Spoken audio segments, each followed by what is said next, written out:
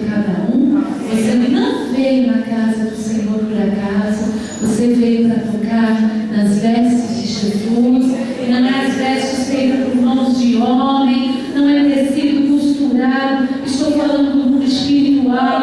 Estou falando do toque de Jesus sobre a tua vida. Estou falando da tua cura, da tua libertação, da tua vida com Deus, que hoje vai ser mais uma vez fortificada em nome de Jesus Cristo. Amém? Sabe, a gente estava cantando ali quando orava, ficou bonito, né? Ficou bonito, estava tudo muito bonito. E eu podia sentir a presença de Deus, assim, né? Que o homem e a mulher de Deus, no fundo, ninguém quer morrer. Quer morrer? Não. Alguém quer partir hoje do Senhor? Ai, eu não está fraco. Acho que tem gente querendo ir para o céu. Alguém está querendo partir hoje para Deus? Não. Quer viver na terra mais um pouquinho? É passageira, mas é gostosa a vida, não é?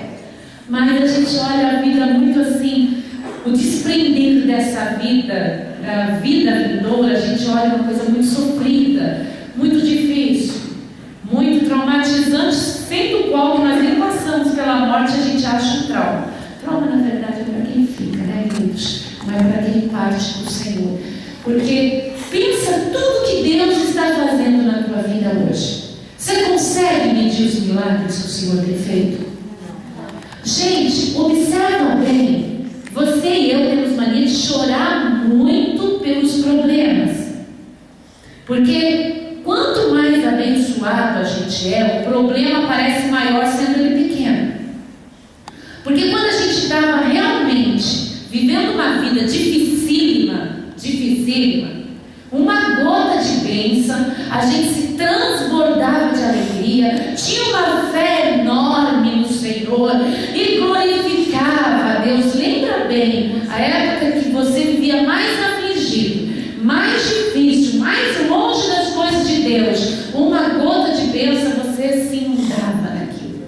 E quando Deus vai operando, vai ficando mais fácil, uma bênção maior que a outra, vem a prosperidade. Que eu saiba que todos tiveram uma luta normal, o frio que todo mundo está passando, a chuva que todos estão passando, o trânsito que está para todo paulistano, é ou não é? Mas nós não estamos mais passando aqueles períodos dificílimos de fome, de miséria, de grandes perseguições dentro da vida da gente. É a luta cotidiana, é ou não é? Porque Deus, Ele tem operado. Mesmo nós buscando os problemas na nossa vida, Deus tem operado. Deus tem feito milagres no seu lar. Deus tem feito milagre no seu físico. Então, no meio de tanta bênção, quando surge um pequeno contratempo, a gente se acaba no desespero. Porque agora tem tempo de enxergar um probleminha. Agora a gente tem tempo de enxergar as questõezinhas. Por isso se torna tudo tão difícil. Mas observa bem tudo que o Senhor tem feito. Você pede, Deus te dá. Você se quebranta, o Senhor já te perdoa. Você vai se lançando fora do mundo, se lançando para Deus, indo embora das coisas do mundo. Você vai vivendo uma vida aqui na terra de graça, de bênção, de harmonia. É ou não é? Estou mentindo? Ou vocês não estão vivendo isso? Eu sei. Dá para sentir isso tudo. Na reunião, dá para sentir essa coisa. Agora, o que é essa transição dessa vida para outra? É o se lançar mais ainda para Deus. É estar mais próximo desse Senhor que está fazendo um trabalho lindíssimo no meio de tanta perturbação. É sair do casulo e ir para o Pai. Só isso. Porque a permanência do dormir, do sono, do esquecimento, para nós hoje, humanamente olhando, parece muita coisa, mas para Deus, um ano é como 1000 dias, 1000 dias é como um ano, e um ano é como 1000 dias. Então, observa bem, esse dormir no Senhor é um piscar de olhos no mundo espiritual. E estaremos junto com o Pai. Então, você tem que viver nessa vida porque você vai entrar numa vida melhor. Você tem que viver alegre aqui, sabendo que você vai fazer parte de uma nova vida. Porque que não saiba, a maioria de nós permitiu que Jesus Cristo escrevesse a preço de sangue o nosso nome no livro da vida. O seu nome foi escrito no livro da vida. Apesar de todas as falhas, apesar de todas as fraquezas, você crê que há um Deus que morreu por você, que Ele derramou seu sangue na cruz do Calvário por você, e ao terceiro dia Ele ressuscitou dentre os mortos, mostrando: eu venci a morte. Aleluia! Glória a Deus! Hoje nós estamos aqui exclusivamente para orar pela nossa nação, para que o nosso país seja perdoado diante de Deus. Porque em toda a trajetória do povo de Israel, eles erraram quando eles adoraram seus ídolos, adoraram ídolos feitos por mão de homens, adoraram os ídolos dos vizinhos, dos povos vizinhos, e o Senhor sempre só quis uma coisa do seu povo: fidelidade e quebrantamento de coração. É uma. Nós vamos abrir no livro de Ezequiel. Hoje eu falava com minha esposa algo que acho que dá para trazer até ao altar. É uma pequena teologia, né, que fizemos juntos. Os homens e mulheres de Deus evangélicos erram sim, gente. Porque se eles fossem pessoas que não errassem, seriam deuses. Não são deuses, são humanos. Eles comem, bebem, nós comemos, nós bebemos. Nós somos pecadores por natureza. Estou certo ou estou errado?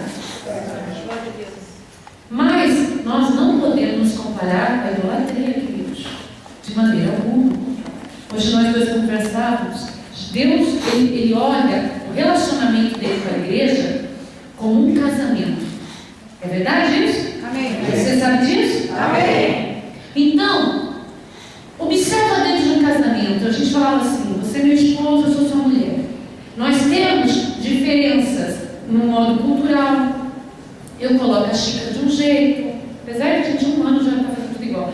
Eu coloco a xícara de um jeito, não se põe com a cama de um jeito contrário do que você gosta. Eu tenho um jeito de lidar com dinheiro diferente do seu, eu tenho um jeito de lidar com a comida diferente, bolsos diferentes, mas no entanto, tudo é tolerável. Mas se eu fosse uma mulher que ou trocasse por outro homem, aí era intragável. Tá certo? Sim. Assim é o relacionamento nosso às igrejas que crê que Jesus é o Senhor e não tem idolatria. Tem um jeito de guardar a xícara que a gente não aguenta, tem um jeito de se vestir que o outro não gosta, sabe? Talvez a gente, na hora de se vestir, não é o que o marido da gente, que é Jesus, quer, noivo. O jeito da gente falar as coisas não é o palavreado que ele escolheu para nós, sabe? O nosso modo de comer, às vezes a gente come depressa demais ou devagar demais, não é o jeito que o marido, o noivo Cristo gosta, mas a gente não vai lá e troca ele pelo vizinho. Com certeza. Hoje em dia até pela mulher, ou pelo homem. A gente não troca. Que a gente é chato para Deus, a gente é. Que a gente faz coisa intragável, às vezes a gente é meio tonto, a gente mas a gente não o trai como marido, como Deus. Verdade, Deus. Ele é o nosso Senhor. E a partir do momento que o povo que se diz cristão o troca, adora ídolo ao lugar do nosso Senhor Jesus Cristo, faz petições, inclina-se diante de outro feito por mão de homens, aí nós já estamos traindo o nosso relacionamento com Deus. Aí já se trata de traição, não é costumes. Porque se você pegar uma igreja na África, lá os irmãos e as irmãs se vestem diferente. Olha o grupo que canta aquele hino que a gente gosta tanto, né? A gente dança aí. Na africana eles usam, os homens usam brincão. As mulheres têm cabelo curtinho porque o cabelo é meio afro. As vestimentas são vestidos. Você olha para eles cantando, você não sabe. Nossa cultura não sabe distinguir o que está acontecendo ali, mas eles sabem. Com certeza. Não é verdade? Quando que numa igreja, antigamente, alguém se usaria um chapéu? boné? Hoje se usa. Quando alguém ia vir com uma saia acima do joelho? Hoje se usa. Não é bonito, mas se usa. Não estou falando que tudo que eu estou falando é bonito, mas hoje se usa. São costumes, são tradições, são coisas humanas, mas nós não traímos o nosso Deus por outro Deus. Agora, a partir do momento que você é cristão, você acha normal comer coisas sacrificadas a ídolos. A partir do momento que você adora o único Deus e você vai e fala que você tem uma padroeira, a partir do momento que você fala que ama Jesus e o troca por um santo, por um isso, por um aquilo, você não está sendo fiel a Deus, você está sendo uma pessoa que está traindo o seu relacionamento com o Senhor. A partir do momento que se inclina diante de um Buda, a partir do momento que se inclina diante dos deuses indianos, a partir do momento que você se inclina diante de qualquer situação de Alá, você não está se inclinando diante do Deus Todo-Poderoso, está traindo o relacionamento com o Senhor. E olha que o diabo tenta entrar através das novelas. Ai, que bonita a novela quando foi indiana. Misericórdia, quanta legalidade o Brasil deu àquela legião. Ai, olha, eu acho tão bonita aquela piramidezinha. Quanta legalidade nós não damos para o diabo nessa hora. Olha, eu tenho lá umas estátuas indianas, elas são deuses. Quanta legalidade não damos aos demônios. Olha, estou falando dos discípulos, é São Pedro, é São João. E desde quando isso agrada ao Senhor Jesus Cristo, nós estamos dando legalidade aos demônios. E a partir do momento que um crente verdadeiro, estou falando crente meia boca, um crente verdadeiro, ele fala uma frase ridícula que é assim, ó: todos os caminhos levam a Deus. O sangue de Jesus tem poder, porque o único caminho que leva a Deus é Jesus Cristo. Outra frase que eu já escutei de gente dentro da igreja, eu corrigi na hora e as pessoas são tão sérias que não enxergam. Ah, eu estou feliz, sabe? Pelo menos o meu parente está numa religião. O sangue de Jesus tem poder. O sangue de Jesus repreenda. Queridos, eu vou ficar feliz quando uma pessoa reconhecer que Jesus Cristo é o único Senhor da vida dela, que Jesus Cristo morreu por ela e que ela não precisa de santo isso, santo aquilo, não precisa de nada disso. Ela precisa ter um encontro real com o Filho do Criador. Com o Filho do Criador. São frases pequenas, sutis, que nos arrebaixa ao ponto do pó, que nos humilha diante de Deus, que nos desgasta, que nos arranca a preciosidade da confiança do Criador sobre a nossa vida. Como é bom quando Deus confia em cada um de nós. Como bom quando o Senhor confia em nós. Você acha gostoso confiar em Deus? Não é gostoso você confiar que ainda que esteja em lutas, o Senhor é contigo, ainda que as pessoas te desprezem, você não está sozinho, ainda que você esteja com dor, o Senhor te cura. Ai, como é gostoso confiar no Senhor, como é gostoso confiar que Deus restaura a vida da gente, que Deus nos perdoa, que Deus faz algo por nós. É gostoso? Eu gosto de confiar no Senhor. A minha alegria é poder confiar no Senhor uma das minhas alegrias. Mas você já pensou que Deus também quer ter esse prazer em você? Você já pensou que Deus quer confiar em você? Você já pensou que Deus tem prazer em muitos aqui porque Ele já pode confiar? Você sabe que é o Senhor poder confiar que você, por motivo algum, não vai trocá-lo? Sabe que é o Senhor poder confiar que você não vai se deixar levar pela fama, pelo dinheiro, pelos parentes, pelos amigos? Sabe como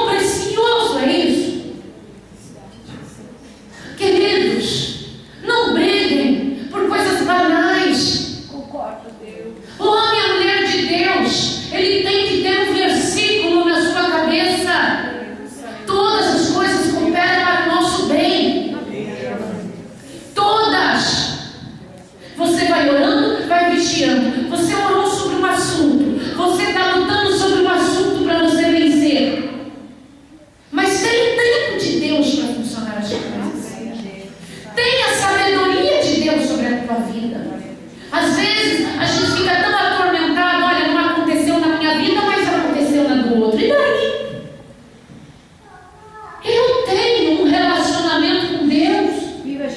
Independente se eu vou receber uma bênção ou não, eu tenho um relacionamento com Deus de fidelidade. O Senhor tem sido fiel para comigo e eu serei fiel para com meu Senhor.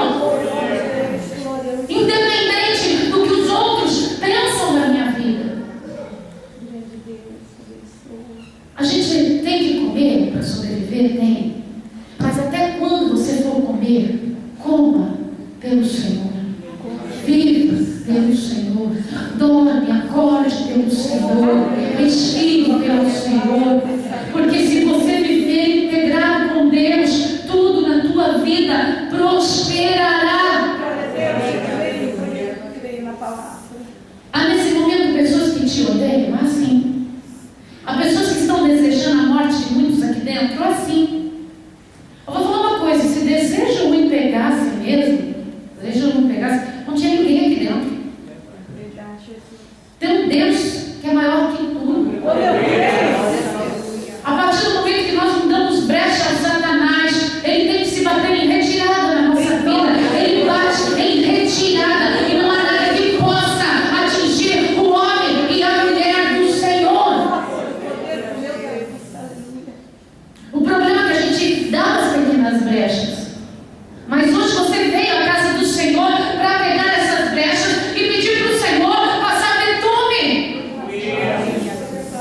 Queridos, quando Deus já não aguentava mais escutar a imoralidade do povo, isso está em Gênesis capítulo 6, Deus não aguentava mais. Deus não aguentava mais o pecado subindo até ele, o clamor da violência, da derrota, da desgraça. Deus fazia com que o homem vivesse 900 anos, 800 anos, apesar da morte ter entrado na terra. Sabia disso? Verdade.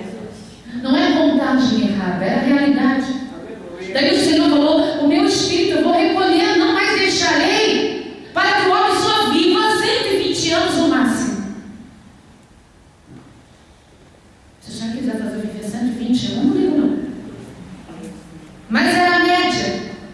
O Senhor tirou do espírito dele, fazia o ser humano sobreviver, mas para quê? Fazer pessoas corruptas sobreviverem tanto tempo. E o pecado se multiplicou de tal maneira que o Senhor arrependeu-se de ter feito o ser humano. Essa é a palavra. E o Senhor ia destruir tudo com água e destruiu. Mas olhando ele para a terra, viu um servo dele que era justo, era fiel, não era Jó, era Noé. Ele viu alguém que não merecia ter o mesmo final dos outros.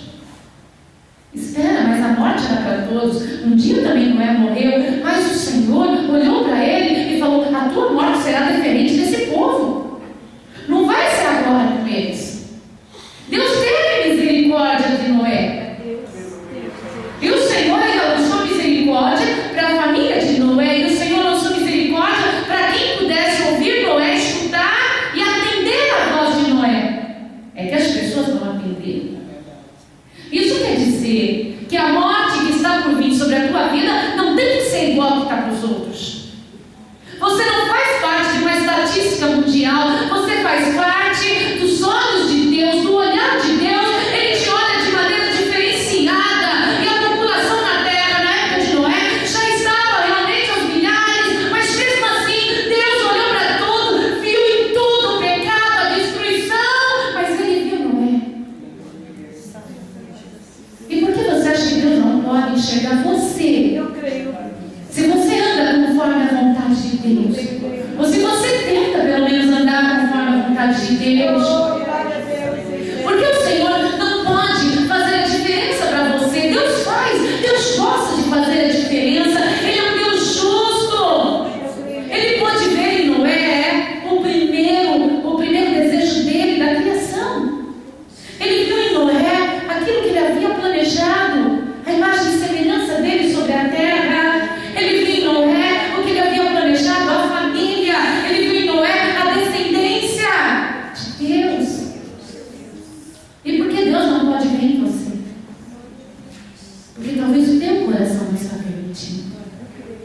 como aqueles outros milhares que morreram naquele dilúvio não permitiu.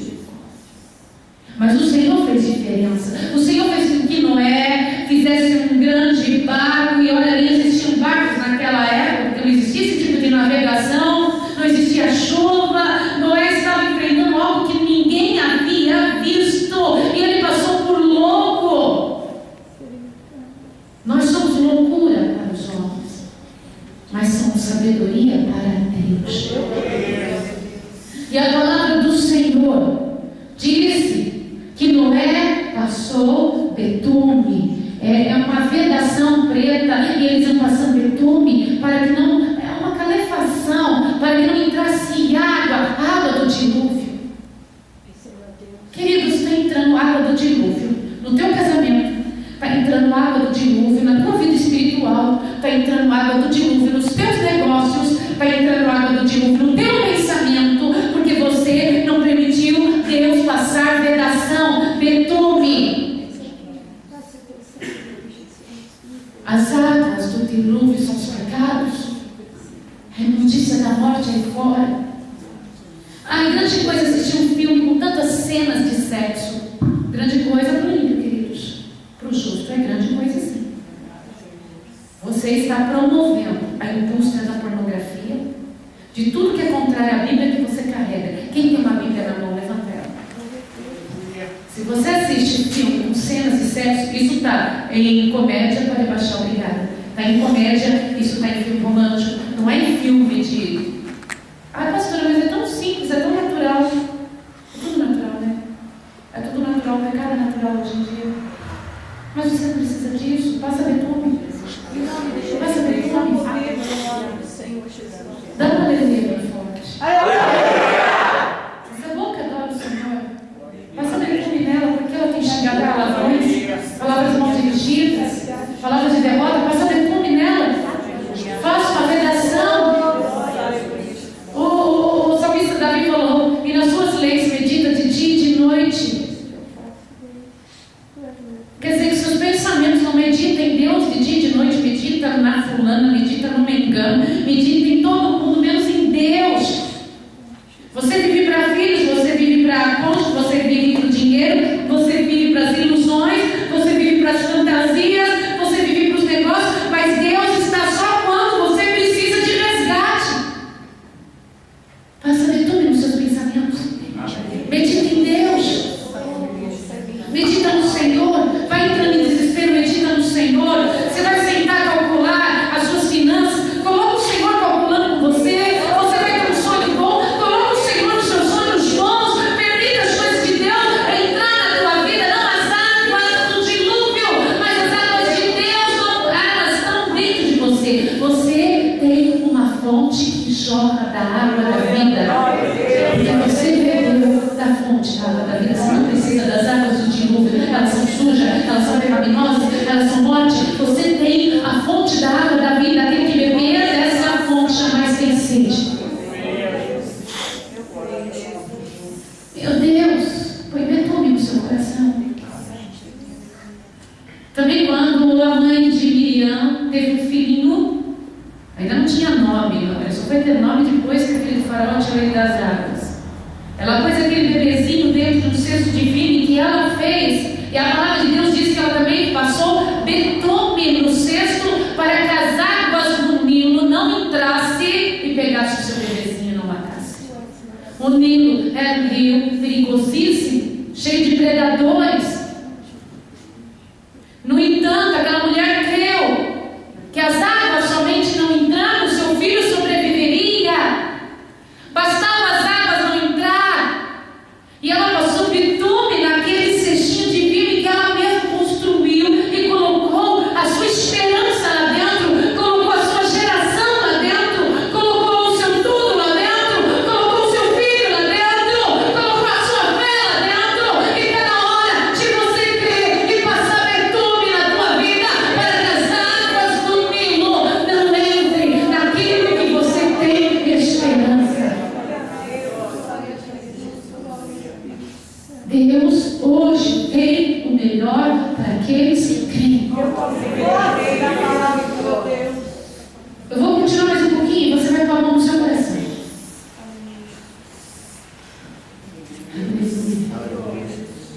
ordenar agora, não em meu nome, mas em nome daquele que veio para sempre.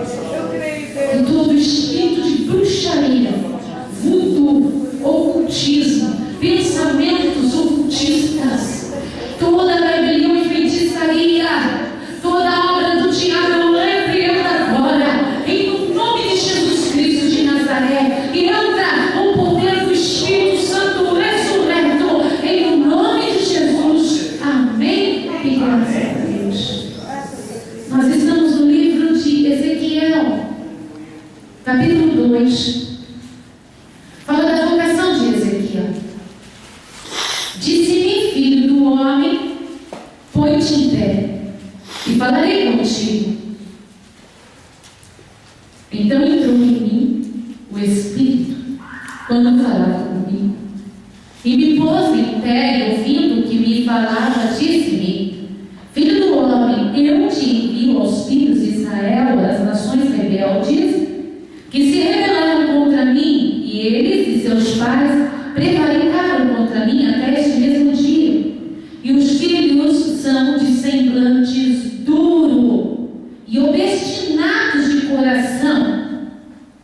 E eu te envio a eles, e lhes dirá: assim diz o Senhor Jeová. Queridos, quando a gente vai levar a palavra do Senhor e a pessoa tem um coração que não está em Deus, o semblante dela passa do fingido para o real. O fingido é aquele que faz que gosta de tudo que a gente gosta, e o real é quando a gente começa a trazer a palavra, o semblante fica duro, obstinados de coração. Mas o Senhor falou para ele: eles quer ouçam ou quer deixem de ouvir, porque eles são casa rebelde, não te saber que esteve no meio deles um profeta. E tu, ó filho do homem, não os temas, nem temas as suas palavras, ainda que sejam sarças e espinhos para contigo, e tu habites com escorpiões, não temas as suas palavras, nem te assustes com o rosto deles, porque são casa rebelde. Mas tu lhes dirás a minha palavra, quer ouçam ou quer deixem de ouvir, pois são rebeldes. Mas tu, ó filho do homem, ouve o que eu te digo, não sejas rebeldes como abre a boca e então nós temos que ser diferenciados deles. Você tem medo de falar a verdade? Você tem medo de enfrentar a casa rebelde? Você tem medo do diabo que habita em certas pessoas? Não temas, enfrenta, porque senão nós seremos como a casa rebelde, não é verdade? Então nós vamos e enfrentamos em nome de Jesus Cristo. Eu creio. Em Ezequiel capítulo 8 está escrito, versículo 3.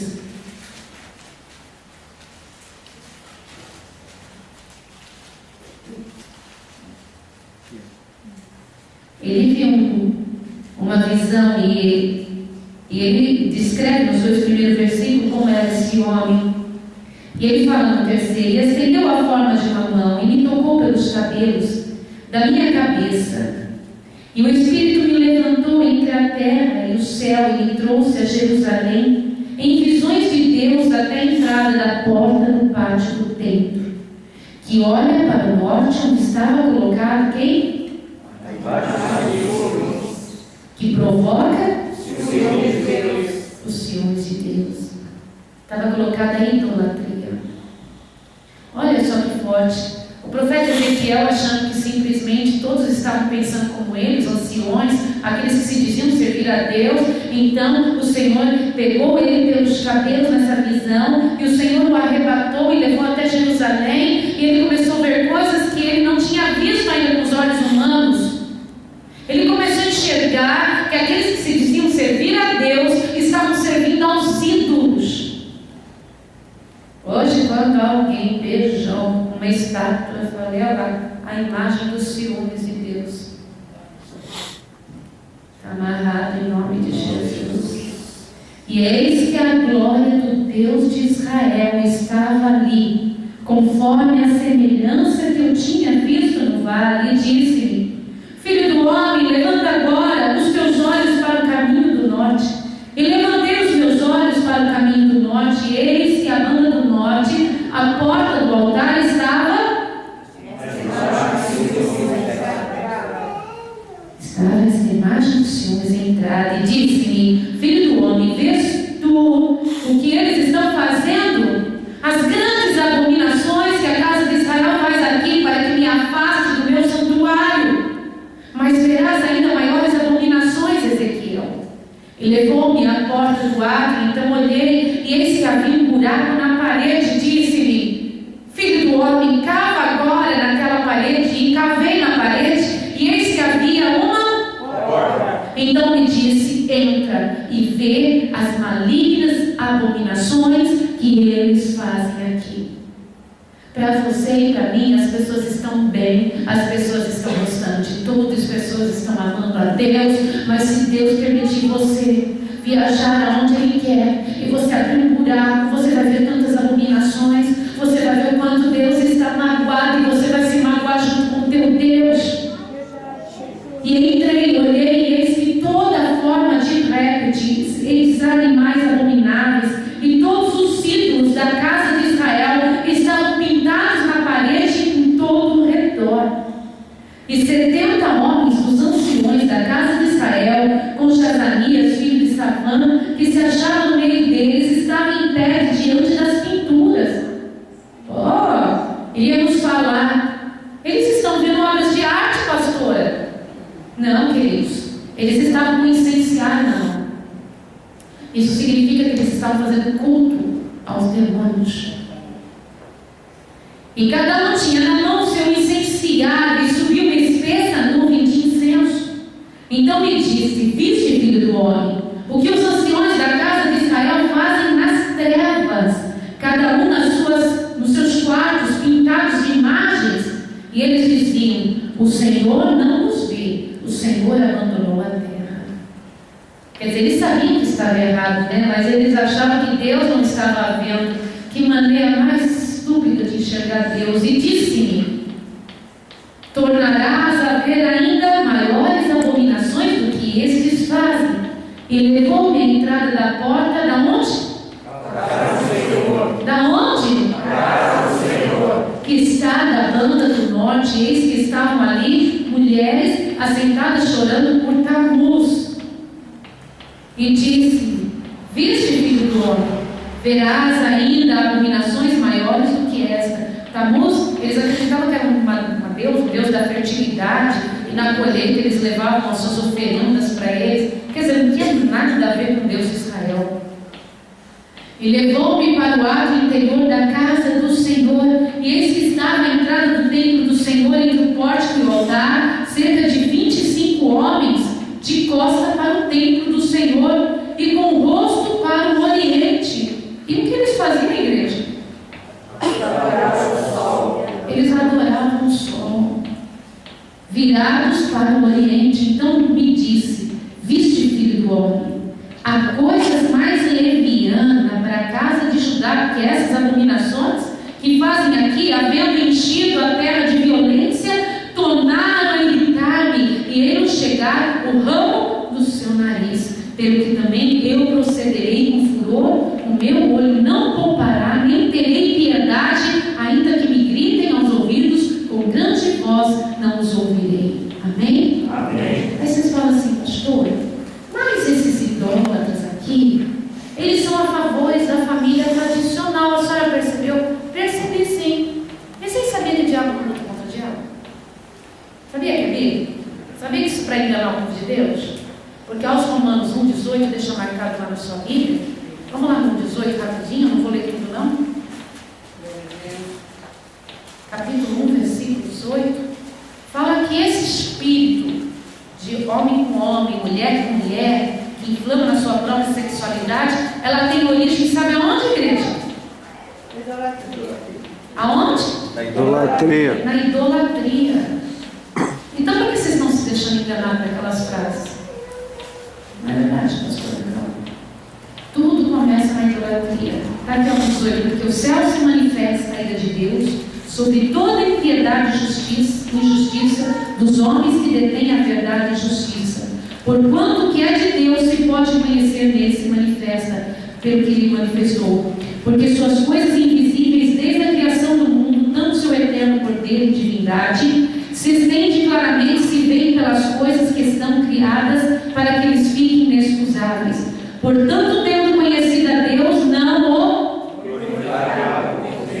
nem lhe deram, antes os seus discursos se desvaneceram e o seu coração insensato se obscureceu, dizendo-se sábio, tornaram-se e mudaram a glória de Deus incorruptível em semelhança